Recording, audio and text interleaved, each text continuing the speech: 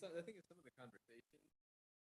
They just by the nature of it and the fact that it's like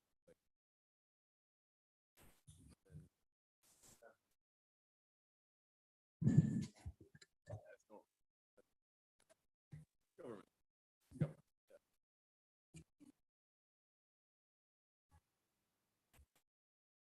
Yeah. No, actually, it's remote. Yes. Yeah.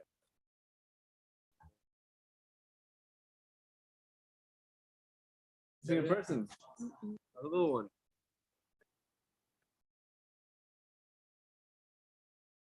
That's Will by like another.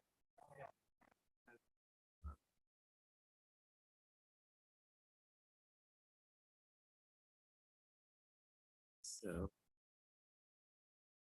set up.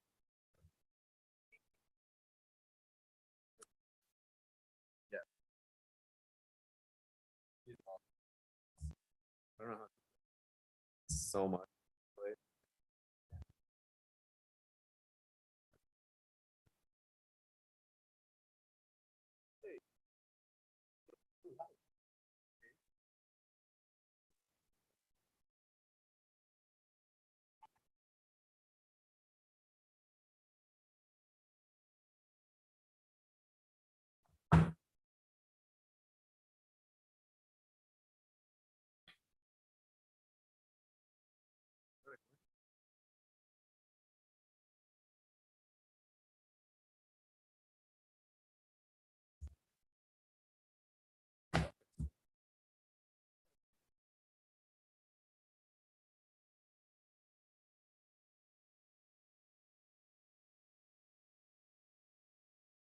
yeah.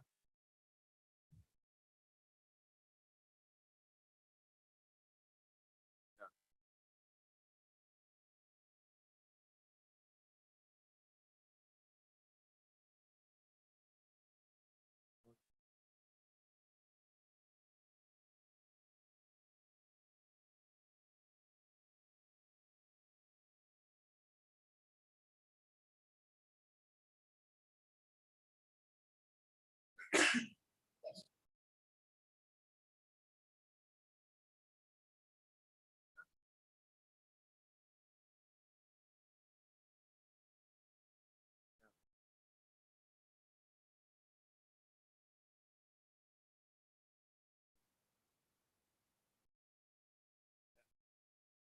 When you tell it, yeah.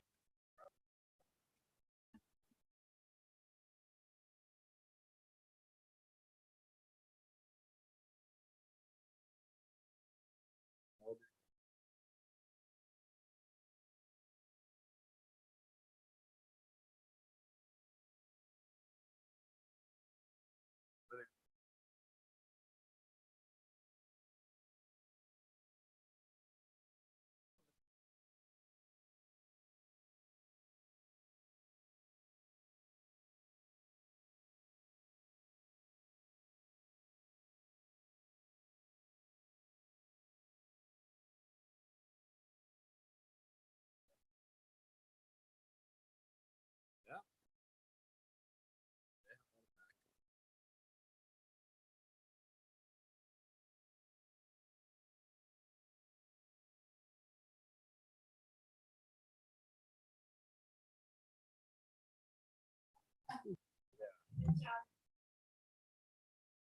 At least they can walk the day.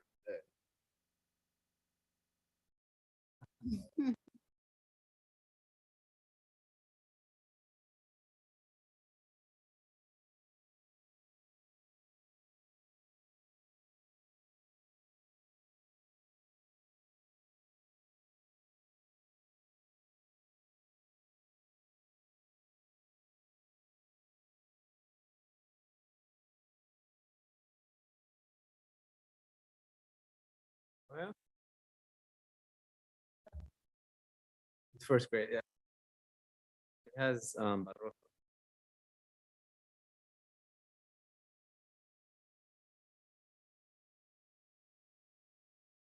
Here. Really? Oh, is he gifted? Oh, okay. Yeah, we're testing him for gift.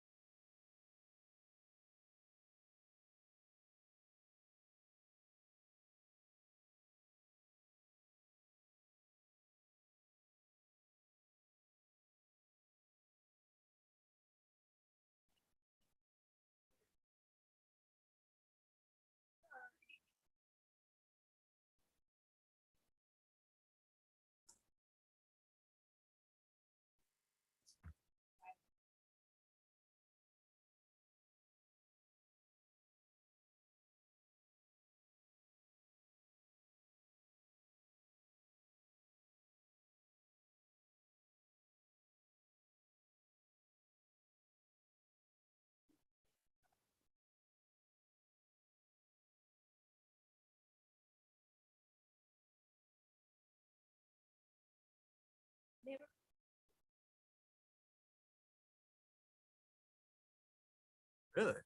They're gonna build it then.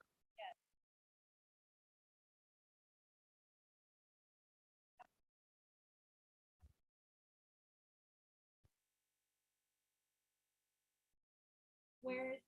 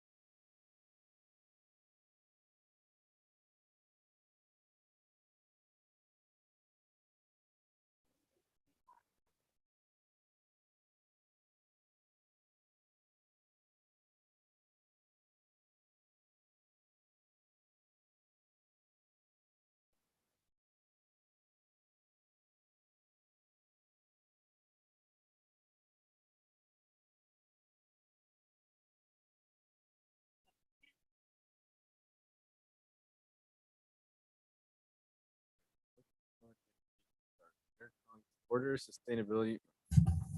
Calling to order sustainability and resilience, September 22 meeting on, September 20th of 2022. Let's take a roll call. Antoinette Roman, here? Daniela Carbonera, Hi. Kate Davis, and Will, for some reason, I don't see her. Will Aitken. Yeah. Oh, I was looking at the old, the old minutes. Okay. All right. So, Kate, are you good? Okay. All right. So, I was looking at the previous minutes here. Yeah. Yeah. Okay.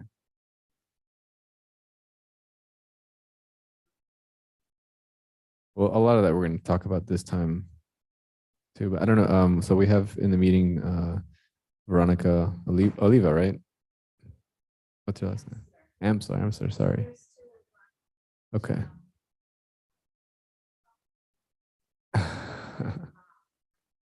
Veronica Amsler, okay.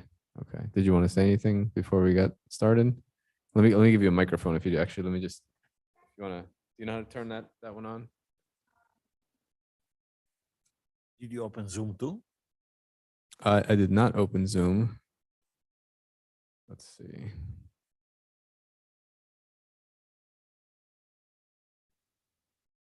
Check. Do you hear me? Yes.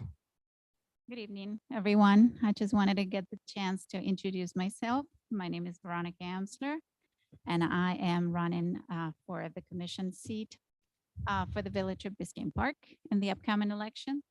So I'm very excited to be here. I've been following up on demand on the different videos that get recorded on different boards and the village commission meetings as well. And I'm excited to meet you all and have the chance, if you have 2 minutes after, to discuss and hear you out on the main concerns of the board, but as well on other things that have to do with the village. Great. Thank you. Welcome. Can I ask what is your background experience? Sure. So I studied public relations. I'm Argentine, and I went to school in Argentina right after I decided to move to Miami about 20 years ago. And since the beginning, I got started in media and advertising, and I did all my career in the area. From the bottom position of a media coordinator and all the way up to 3 years ago, where I was the managing director of the agency, a global agency, overseeing directors and managers. And my role was providing the vision for the company, but as well putting together P&Ls, RFPs, dealing with procurement. So all the things that Mario, our village manager, is very familiar with. I was acting CEO of the company, so that was kind of my role in turning around to a board of directors, kind of explaining what that vision is, why we decide on certain things, when we put together a budget and how those things came about. So about 3 years ago, I decided to quit the position and focus on my family because those were very busy times. And with 3 kids, it was very challenging. And, since then, I started noticing a little bit of the needs of the village that you sometimes don't see when you're kind of in your own lane of life. And so besides noticing some cracks in my own house I needed to repair, I noticed some things, like our streets and our traffic and, things of a neighborly things that everybody's kind of started noticing as well. We would discuss this with my neighbors. So I started getting more interest on those things and started to follow the meetings closely and understood maybe that because of my background and my latest experience, I can have the opportunity to bring them in the service of the community. And hopefully it's something that, for what I've seen, a lot of my concerns seems to be concerns of everybody. So I have a few ideas into how those could be approached. But I'm still in my research mode. That's why I'm here. I want to hear you guys out. I want to know what's going on your perspective and your boards. But yeah, that's my main driver for being one of the elected officials, hopefully. Thank you. Oh, you're welcome. Thank you. Thank you for having me. Okay. So I have the minutes, but I don't see the agenda for this meeting. Did we get the September meeting agenda?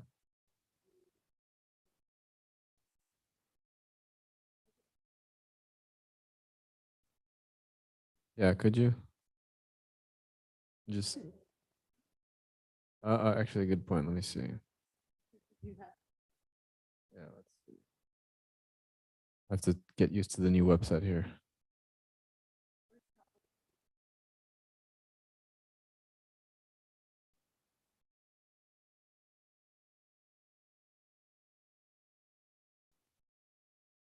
Okay.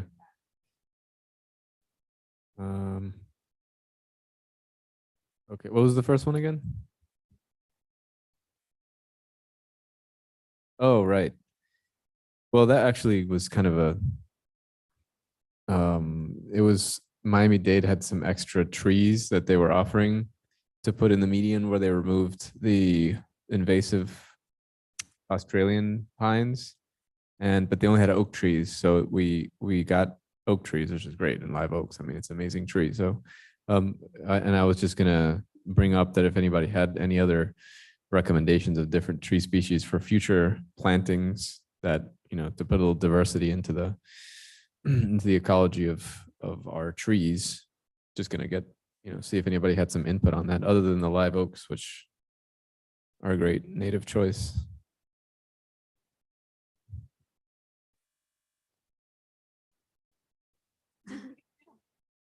Well, there's a list. It's the Miami-Dade list of like approved native species, which they have to choose from that.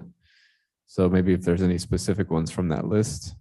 I mean, the only ones that I said was the live oak and the Miami-Dade pines. This one they will be offered free of charge? Yeah. Okay. Yeah. Yeah, this I think is specifically for Griffing, where they remove those Australian pines because that's their responsibility, not ours. But they gave us the choice of those extra trees, so we took that. I'm in favor. Yeah.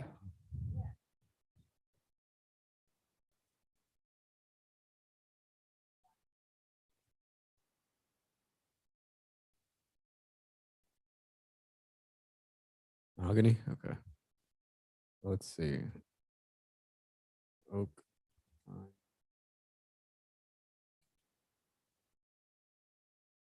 Is any species of tree where is preferred by the birds? I don't know. Whatever. I mean, I would imagine that the native trees are the ones that the birds probably would live more harmoniously with, but maybe Kate knows a little more about that than I do. I couldn't find the schedule. I couldn't find the calendar online. Oh, there it is. Okay. New Biscayne Yeah. portal. Nice. It looks good. Okay, I see it.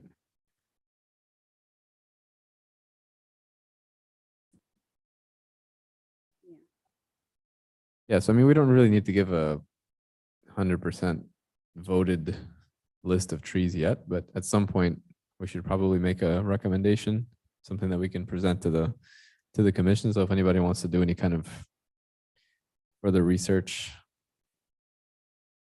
feel free to do that, and then we can bring it up at a future meeting and just give a list of trees and as a recommended. Okay, do you know where the list to the Miami-Dade approved tree species are?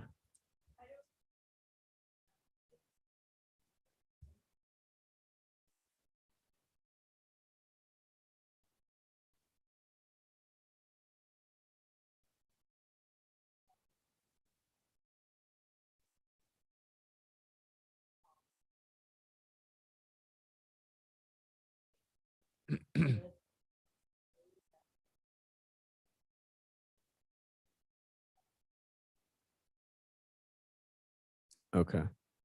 I see one here. It just says native trees from Miami-Dade County landscapes, but I don't know if that's the same thing as what they're actually choosing from. Okay.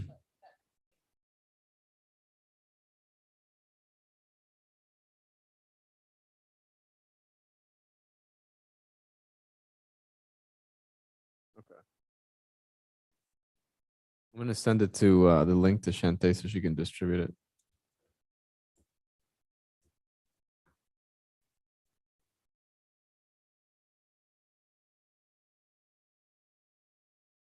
Okay, that was a quick one. And the next one, what was the next item? Oh, drainage. The drainage is a pretty big one. So one element of it, which is very pressing, is has to do with the swales. There's this big conversation going on around swales, and at some point it looked like the commission was going to vote against having any kind of impermeable surface on swales, which is exactly what we recommended. Basically, we were just trying to avoid having concrete and asphalt and things like that because the swales are one of the few places in the village that we have for water to go.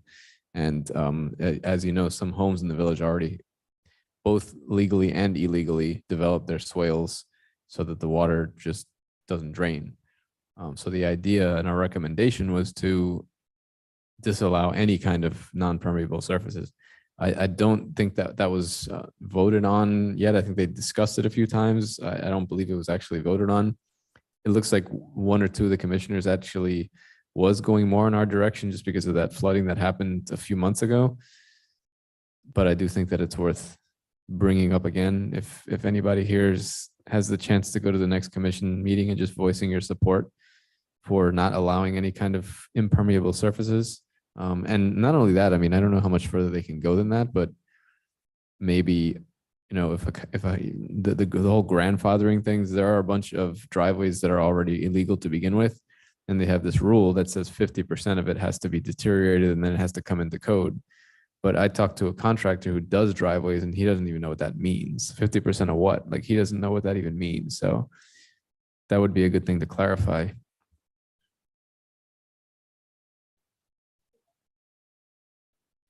Basically to clarify what the 50% deterioration. Deterioration permeability.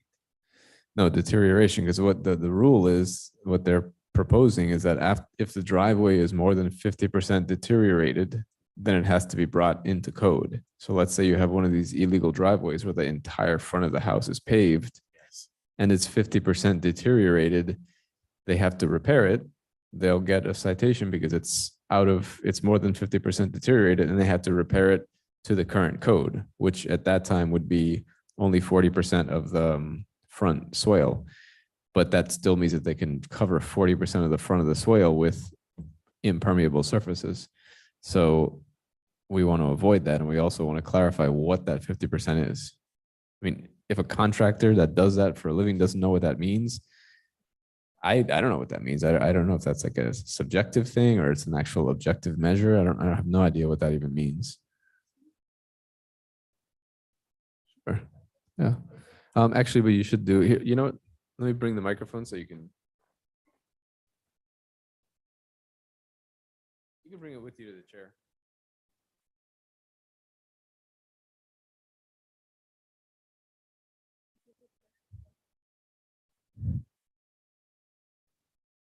I think it's actually 50% right now. I think there's two separate ones. Maybe there is some rules, There's two separate ones. 50% of the duration. They show picture. Yeah, I mean, maybe that's something that code understands, but everybody should get familiar with the proposed changes to the soil ordinance because there's a lot. I mean, they're also talking about any landscaping has to be 5 feet away from the street. So like, for instance, in my house, I have a big row of native cocoa plums, beautiful. And they're like maybe like 4.5 feet. That would be out of, basically I would have to rip it out. And so many homes in Biscayne Park have beautiful foliage in front of their house. And the new rule would be that it has to be 5 feet away from that. So not something that I think would be ideal, but Veronica wanted to say something. Yeah, no, I had a question on the driveways. Mhm. So at this point, I know that ordinance for them, for everybody that has an illegal driveway, they have up to January of the next year to Correct. comply. So there should be a list of people that had already been warned as to what, if they're not on that 50% question that you had. The city should have a list of those homes that have been already contacted as being in violation of this 50%, and they need to, go ahead and invest to recover. You would think So- that happened, but I don't think it did. It should happen based on, I mean, people should know at this stage if by January, they will be affected by a fine. And I'm guessing don't this know. is maybe something, and throwing it out there to discuss with the city, whether it has already been put a warning to those homes, so you can identify those, know how many there are, and maybe look for solutions that are permeable to propose. I went through my driveway situation, not because it was not in code, but because I wanted to renovate it. Yeah. And I remember struggling trying to find which are the alternatives, just because I didn't know. So maybe those people that are in the midst, 'cause I've spoken with residents that are looking for contractors. Yeah. So there's people that already know they need to happen. Could be the good approach to them to say, listen, you have a certain amount of permeable options Yeah. to put in place. So that should be the first list coming from the city to you. Yeah, I mean, the driveway, so the driveway it's separate from the swales, two different things. So the driveway ordinance that already passed, they did allow non-permeable surfaces even on the part of the driveway that's over the swale, which is something that we're trying to fight against, but unfortunately that went through. But in terms of the 50%, yeah, that could be a good avenue to find out what that actually means, and if code even, it looks very, from the images that Daniela brought up there, it looks extremely subjective. I mean, it depends on who's looking at it. One person could say 50%, another one might not. It seems something has been developed as statistic for the airport runaway study, like their percentage and age, mostly for the asphalt. For asphalt, yeah. Yes. Okay. Yeah, I mean, I think it would be good to have that clarification. But we already voted unanimously that we wanted to disallow any kind of non-permeable surfaces. So, if any of us can attend the next board meeting and the next commission meeting, just to reiterate that and the reasons behind that, people don't have a good, long-term memory, and the flooding just happened a few months ago, and there was a sense of urgency back then to do it. And now I don't know how much of a sense of urgency there is. But the other part of it is that of the conversation that I want to have was regards to drainage, not only the swales, but also talking about sort of like bioswales. And it looks like there's an agenda attachment here that Kate brought. Maybe you can talk about that, Kate. Is your microphone on? I can't hear you. Sorry, so soft spoken. This is kind of tagging on to the discussion that we brought up last meeting, and I saw that you added it, where we talked about, was explaining to you guys about there's certain communities in Florida that are required to, for single family residences and duplexes like Clear Village in the village, are required to retain all their stormwater on site. So that, there's on page 4 of that document, you'll see like there's a list of reasons of why it's so good, but I think the biggest reason for us right now is that all of our stormwater and as flood elevations for building criteria increase, our buildings are going higher and higher. And, creating a bowl system in our roads where our roads are not even being, our roads are so old and not being raised, that it's creating massive flooding in our roadways. And then there's nowhere for water to go. We have no storm drains or very minimum storm drains. I know that's something that they're working on in the park, but that's really only in those hot spots. So I sent you a document that's kind of like a template for designers or engineers. One from Monroe County, which they have this implemented. I just Googled this really quick because I wanted to kind of get you guys images of what I was talking about. Anyway, there's a lot of communities like in Monroe County, Cape Coral, where they have this, where on the front, and then the front meaning like the roadway side, as well as like if they have a canal on their back side, or you have adjoining property on the back side, you have to have a berm or a berm and swale system. So, I can pass this on to you guys. You have all, but I mean, all of these kind of show it. I'll just pass them on.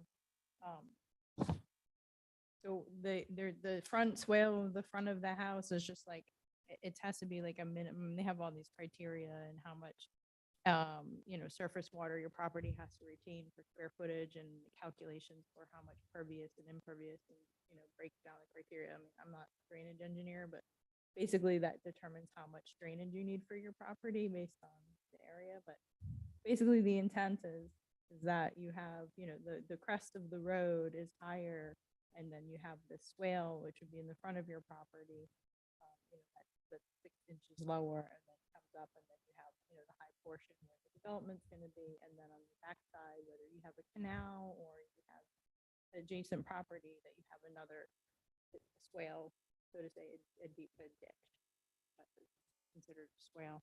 And that is so that when your water, these pervious pavement areas or higher elevations retains in there, it would go back into the groundwater, percolated and almost treated, rather than running off into the street or running off into your neighbor that's lower than you, or running off into the untreated. For many purposes, for water quality alone, and as well as for drainage purposes and flooding purposes. I think that when the village, should look into something like this as development continues to increase. Obviously, it's not going to be something like the swales where 50% of your house, you have to do this, but I think it should be something like all these new developments as they're going in, there should be a requirement. Or if you're doing like a certain, like a new seawall, I know a lot of residents are doing seawalls on their property. I know in here in Biscayne Park, you're not required to get like a county class 1 permit for it, but the city should have like a minimum where your property is not running off down into the seawall, into the canal. There should be a minimum just from like top of cap of seawall down to your home to capture that water. So, I mean, these are minor. I mean, this is obviously would be a huge code change and would require somebody that's competent in looking at calculations, but it's significant. It's a huge drainage, mitigate, it's a mitigation measure for drainage here in Biscayne Park. And we don't have stormwater systems here. We don't have drainage.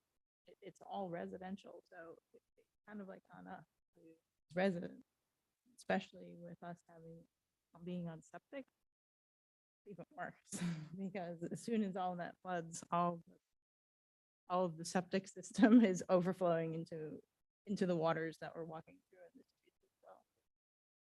Something I feel strong about, something that we can discuss or maybe present something the next time it comes up with the village.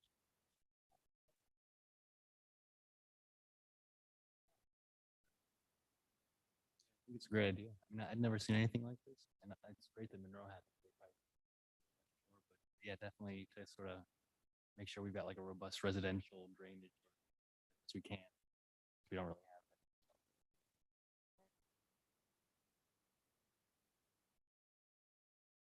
The thing about the swales is that they're actually community property. They don't belong to the homeowner. So, even though the homeowner is responsible for maintenance of the, But they belong for the street. no, they belong to the village. They belong to the village. Those streets aren't FDOT streets. Those are our streets. The only one that's FDOT is Griffing, right? I think Griffing is the only state road, or 6th Avenue. Yeah, that one too. Yeah, I mean, there's one here I think on page 11 where they show the right of way, which is kind of like what we have. I think it's a 15-foot setback or on this plan, Mhm. on the site plan, but I think that's the setbacks here in the village as well. And then they have the swale beyond that, within your property. Right.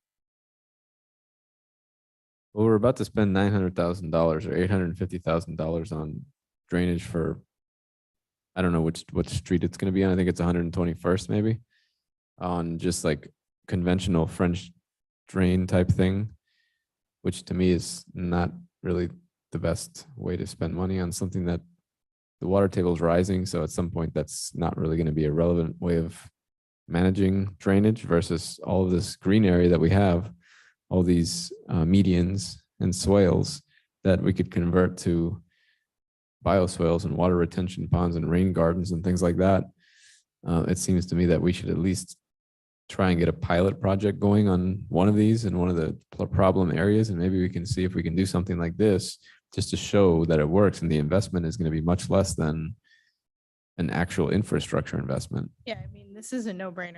I mean, every development, not every, I mean, they don't have this requirement in Miami-Dade County for single-family residentials, but in cut and fill basins in Miami-Dade County and for commercial developments, this is 100% requirement. The county, each county has their own stormwater requirements, where they have to do paving, grading, and drainage plans that shows all stormwater is retained on site.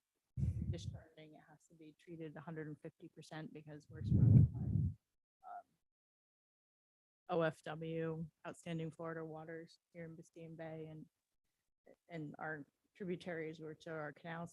So, there's certain calculations that each county says for each development and where you are, how much you need to retain and how much you need to treat in what type of storm. I think this is just in a 5-year, I forgot, it says it in there, a 5-year storm or something like that, but this is, just an example, but I mean, it's known that, this is how the treatment is. And, for the roadways, French drains are very common. And one of the other things in here is they said, if you don't want to do swales, then you can do French drains. I mean, French drains are what everybody does around here. It's so common. Right there at the groundwater level, and it's kind of an easy, sufficient way to treat water prior to, because it can percolate right through the groundwater, to the groundwater. So, I mean, I don't even know if it would be a pilot study rather than it just being like, how much would the village require us to treat on site and a house, Yeah. But I mean, they could do study, or they could do a pilot project somewhere in these areas. Yeah. And they could even do the swales in the right of way Yeah. if they wanted to. Mm-hmm. They could, repave the roads to drain off into the swales there if the French drain wasn't feasible and wherever Right. the options are. I mean, the drainage engineers here are like amazing. They know all of this stuff. So it's like getting the commission to implement these. Yeah. I mean, there's so many hotspots. I know I haven't seen it, but I think that they did do a study or here where those hotspots are, haven't they? I think they did one a while ago, but I think they have to renew it.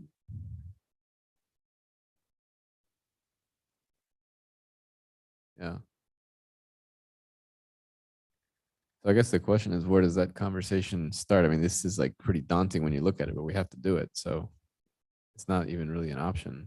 And I think that we have to think of out of the box, and especially since we don't have septic, we don't have drainage, we have to look at these other options. So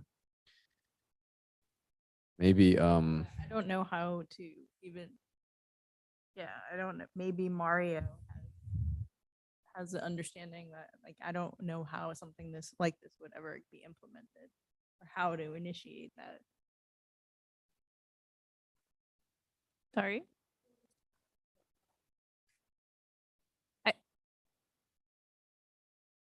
I think, I mean, it would be the same thing as like what they're doing, like what you said they were doing, these are already existing drainage projects. It would just be the engineer proposing a swale type system instead of a French drain system. But Yeah. you have to have the room, you know, you have to have the area to be able to implement it. yeah, it's probably something that it's site specific. So maybe there's some of those sites that have the medium nearby or have enough swale nearby. I know the one that's behind my house, 121st, they have, pretty significant swale there. But that's the first one that they're doing. They're doing French drain, I think. So yeah, I mean, do you actually maybe you can talk to him, because he actually told me the other day, apparently there was some extra money from the county and they're going to do a pilot project of a bioswale here in Biscayne Park on the canal there. I don't know the exact site. I don't know if it's right over when you go over the 6th Avenue Bridge, like that little area where they planted the cypress trees and all that. I don't know if it's going to be there or somewhere else. Apparently they're going to do some kind of a bioswale. They're going to build some kind of a bioswale project for like kind of water treatment. He was talking to me about it, and that's not my area of expertise. That's much more your area of expertise. So maybe you can touch base with them just to find out what's happening with that. I think it would be, I mean, he just kind of, it sort of fell on his lap, and he's like, yeah, let's do it. So it sounded pretty exciting. I just didn't really fully understand what it meant.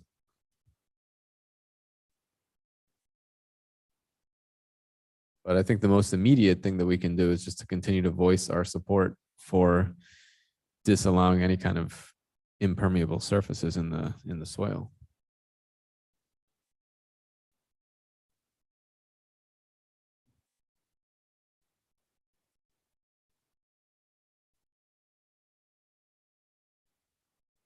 Does anybody have anything else on that topic? I don't. That's a great document there.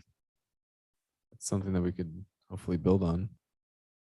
Yeah, there's another one that was very similar to this. It's very, lame. It puts it out in layman's terms for, just residents. Is Ocean Reef has another one, and Ocean Reef may be another one too to look into, because it includes the landscape setbacks, the landscape requirements, which I really like, because it's like it tells you how much landscaping you need. Because I know we talked about that before about us not having any landscape requirements. There's just, it's Ocean Reef, so it's a little bougie, but it's but it's nice. It's a nice, template that shows you, okay, we have swales here, we have setbacks for landscaping, and this is how much you need to landscape, and this is how much area you're allowed to build. Like Monroe County is very strict about how much area you can develop on your property. It's like restricted to about 20% or something like that. So it's a good template. I mean, it would be cool, kind of like what we're doing with solar, like have a vision for the village of Biscayne Park, have something like this. Yeah. I mean, going forward, I mean, you can't really implement on existing developments, but new developments or redevelopments. Mm-hmm.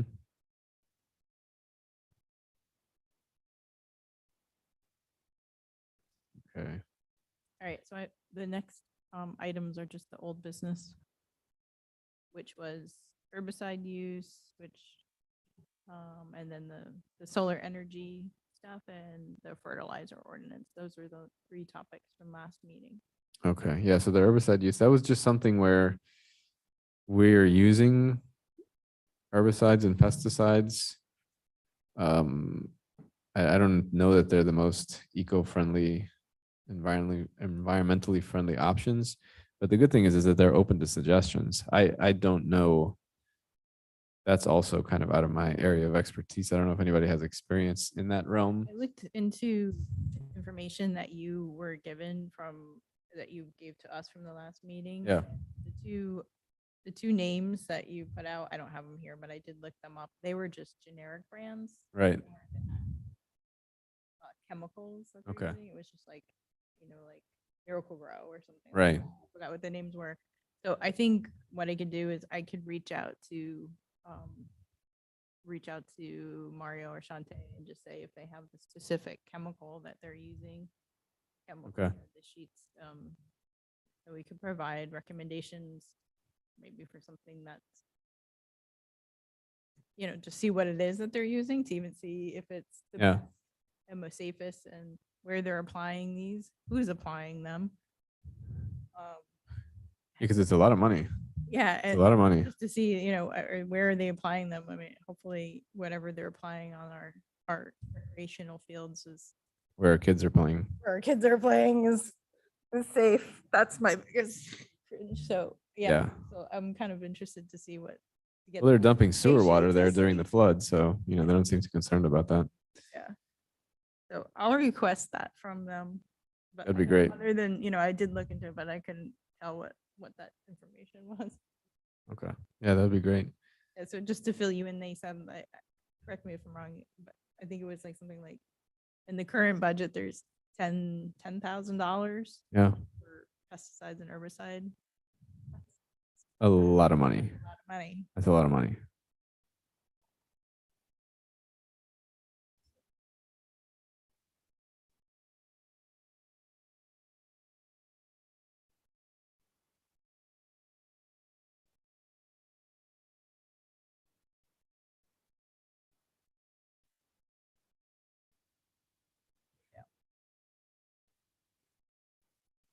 We have to set the example too. I mean, we have no business telling or recommending anything to residents if the village itself is using toxic pesticides and herbicides.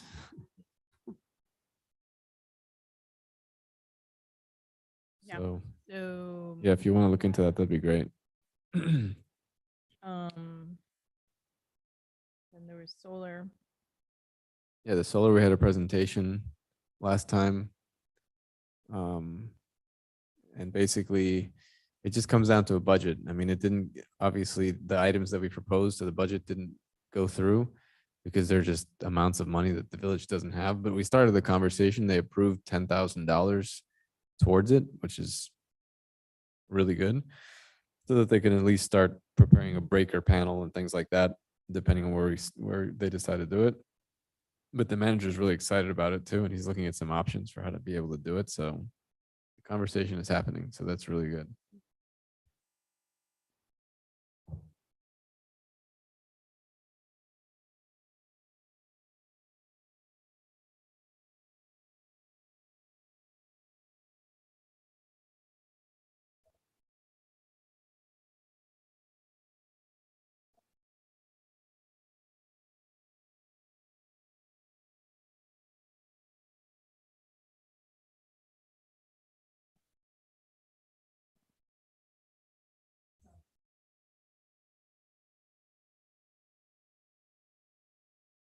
Well, the good thing is that they also added money for the grant writer. And the big part of it, the only way we're going to get this is through a grant. We're not going to get this through our budget. I mean, the amount of monies that we're talking about, it's just not going to happen. So the way that we can get the money is through the grant. I think the 10,000 was just a dollar figure that they came up with because they knew that they wanted to do something. They wanted to at least get the ball rolling. And nobody has ever even gotten anything like that, from a board before. So they're taking us seriously. So I think that in the long term, the ball is rolling, the manager's on board. We're going to be looking for grants for this, and also the Resilient Florida grant that we got already, the $80,000 grant. Part of the recommendation there, hopefully, will be that this is kind of like an emergency management type thing. So being able to have energy after a storm and, you know, things like that. There's $500 million in the state of Florida for things like this. And that's kind of like the long-term vision. So I don't know what the exact, you know, outlook is going to be in timeline, but I mean, it's definitely, and now, you know, there's even more momentum behind it with IRA, what's the name of the law that they just passed for the Inflation Reduction Act, which has a lot of money going towards that as well. So it's going to be government money. It's not going to be our, you know, federal money, state money. It's not going to be village money. We don't have that kind of money here, but the ball is rolling. It started, so it's really big accomplishment for us as a board. Something that just reminds me of, there was a study published this year, looking at like the excess hospitalizations and stuff like that during like certain like disasters or like extreme weather events, so flooding. But interestingly, they looked at also like infrastructure damages, so like when there's a power outage and concurrent flooding, more than you'd expect, or like a synergistic effect. Big scale helps with Yeah. disasters to have like resilient.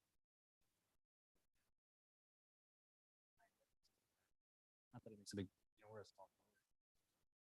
Sure, there's evidence. Good avenue. Interesting. Yeah, I wouldn't have thought of that avenue, but it makes sense. Makes a lot of sense. Is there anything else that you had on the solar side? No, so I saw the point we were talking about the recharging point for the electric car is passing or No, that didn't pass. It was kind of either between the solar and the electric vehicles. And we, on the electric vehicle side, I mean, I think the sentiment was that getting the solar energy going was something that would have more of a impact on the entire community.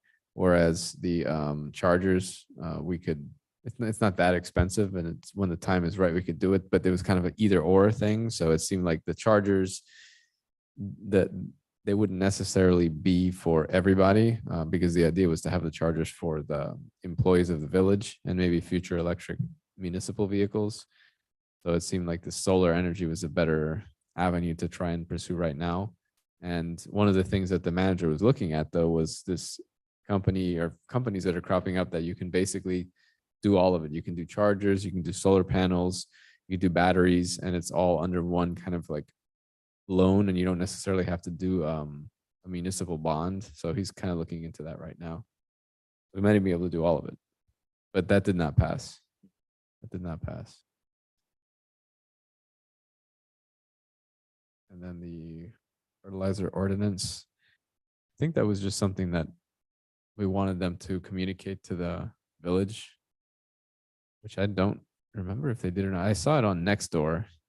I don't know if I didn't send anything to Shantae. I kind of dropped the ball on that one, but it's almost over with. It's one more month, but I can still send that to her. So maybe they can put it on their radar and distribute that to residents. It's until the end of October, right? Or middle Yeah, October. October.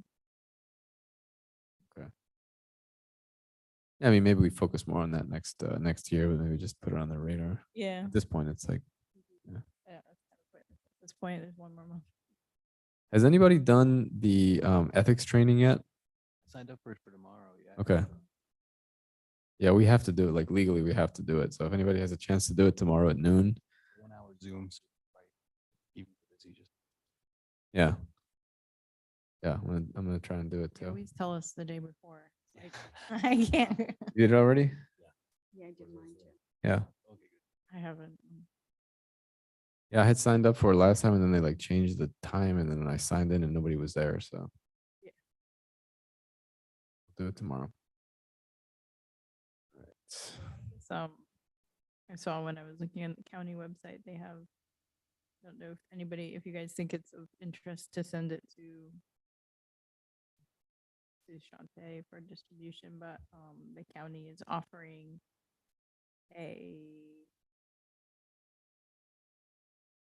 it's like new septic system installation and maintenance requirements. They have a workshop on January 1st on that. I don't know if anybody thinks that that's of interest. Yeah. Posting that. I mean, seeing as we are still on septic. Definitely. I attended one of those last year. It's very informative. Very informative. I can send that to her. Okay. That's pretty much all we had for the meeting there. Kind of a light meeting, but I think the main thing right now in the short term is we can continue to voice, even if it's via email, just to email all the commissioners to reiterate our support for no impermeable surfaces in the soils. That's the one that's coming up before anything else. Let's see, the next meeting.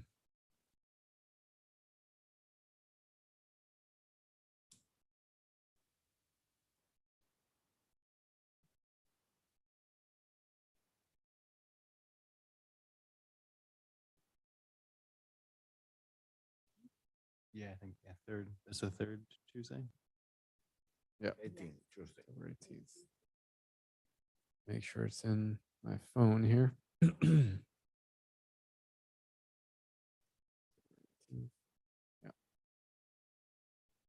Okay. All right.